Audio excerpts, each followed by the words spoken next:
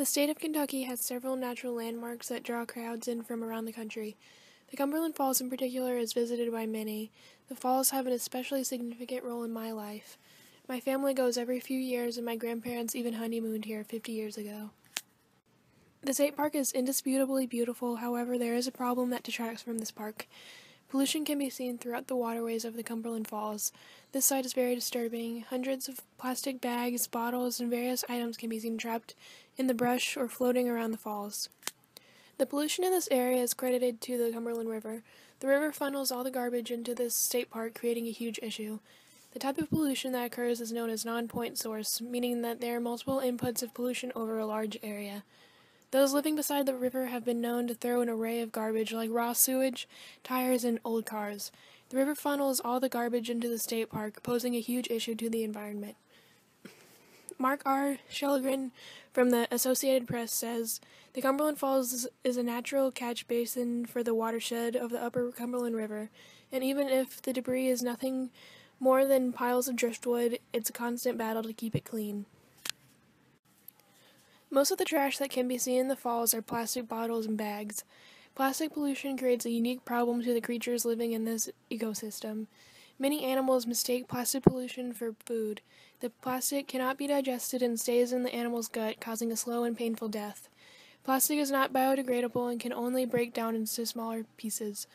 This releases toxic chemicals into the water known as BPA, which can travel through the food chain, causing the food we eat to become hazardous. Not only is this negative for the animals in this environment, but it also has a harmful impact on Kentucky's tourism.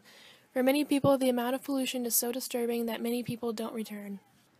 Those in the community have been attempting to fix this problem.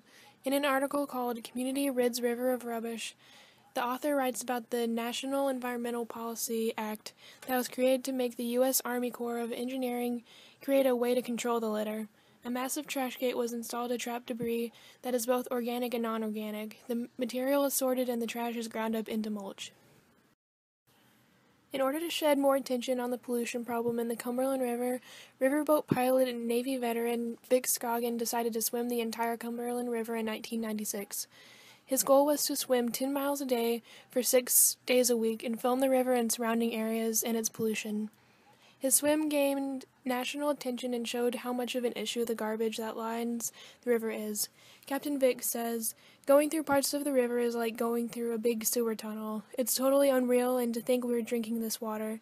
We can't expect the government to do all the work in cleaning up the river, but when the government makes laws against pollution, it should enforce them." From a distance, it's a postcard snapshot of Mother Nature at her finest. But take a closer look at the Cumberland River in Tennessee, and you quickly discover something Mother Nature never intended. That's not any sea foam or nothing like that. That's just pure raw sewage. The question is, why is 36-year-old Vic Scoggin swimming in it? A licensed boat captain, Navy vet, and Ford factory worker from Pegram, Tennessee, Scoggin is discovering how people have taken a thing of natural beauty and slowly turned it into a man-made tragedy.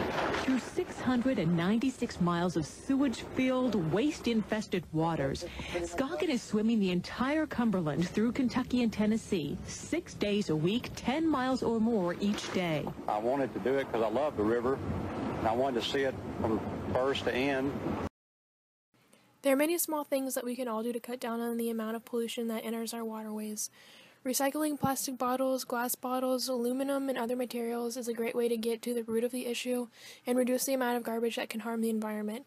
Cutting our use of plastic bottles and materials can also benefit the amount of money we spend each year. Another way we can help this problem is using reusable containers and shopping bags. Finally, volunteering to clean up areas that are affected by this issue can all be beneficial ways to contribute in solving this issue.